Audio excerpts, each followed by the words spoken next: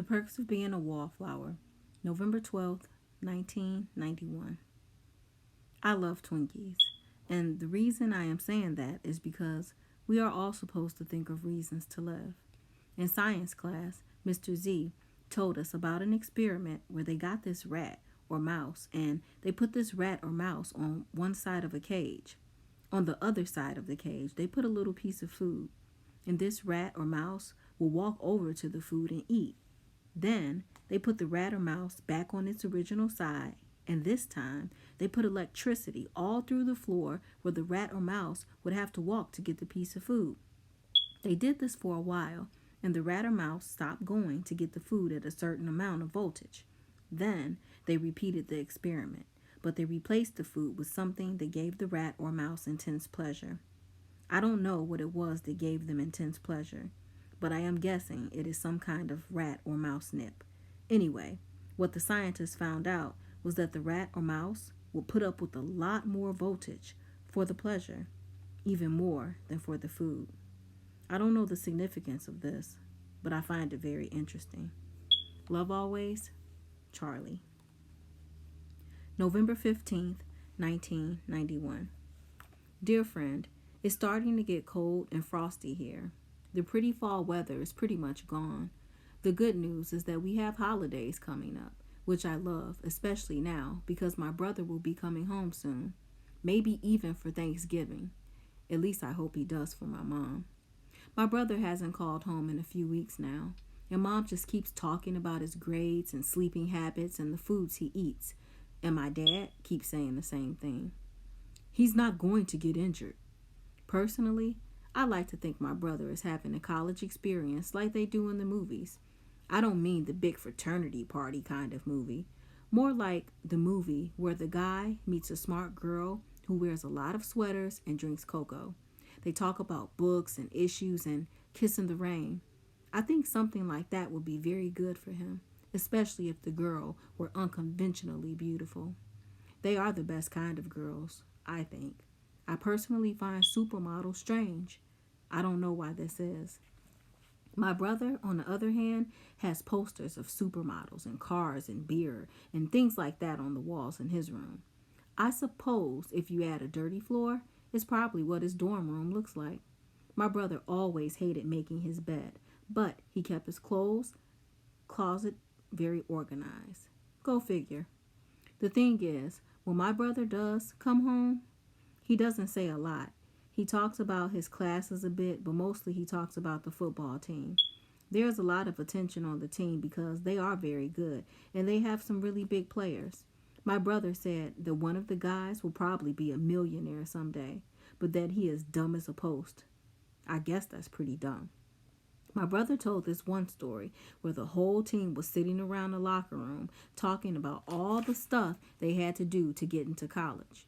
They finally got around to talking about SAT scores, which I have never taken.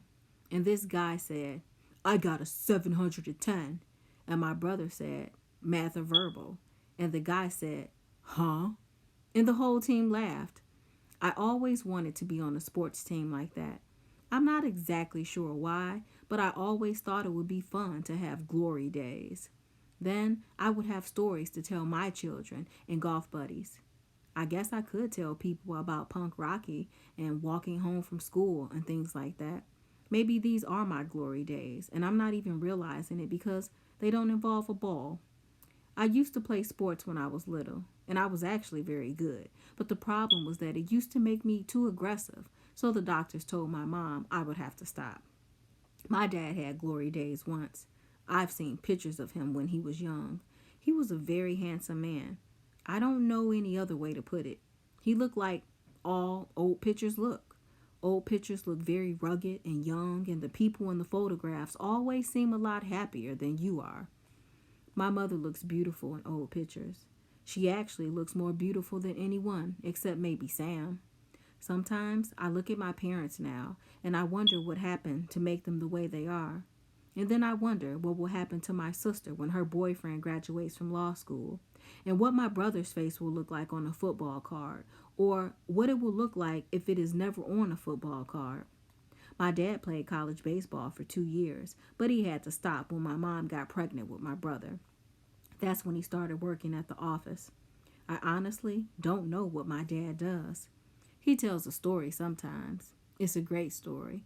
It has to do with the state championship for baseball when he was in high school. It was the bottom of the ninth inning, and there was a runner on first. There were 2 outs, and my dad's team was behind by 1 run. My dad was younger than most of the varsity team because he was only a sophomore, and I think the team thought he was going to blow the game. He had all this pressure on him. He was really nervous and really scared, but after a few pitches, he said he started feeling in the zone. When the pitcher wound up and threw the next ball, he knew exactly where that ball was going to be. He hit it harder than any other ball he had ever hit his whole life, and he made a home run, and his team won the state championship. The greatest thing about this story is that every time my dad tells it, it never changes. He's not one to exaggerate. I think about all this sometimes when I'm watching a football game with Patrick and Sam. I look at the field and I think about the boy who just made the touchdown. I think that these are the glory days for that boy, and this moment will just be another story someday because all the people who make touchdowns and home runs will become somebody's dad.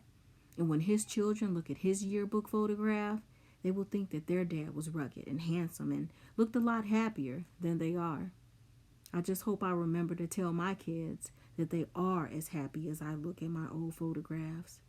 And I hope that they believe me. Love always, Charlie.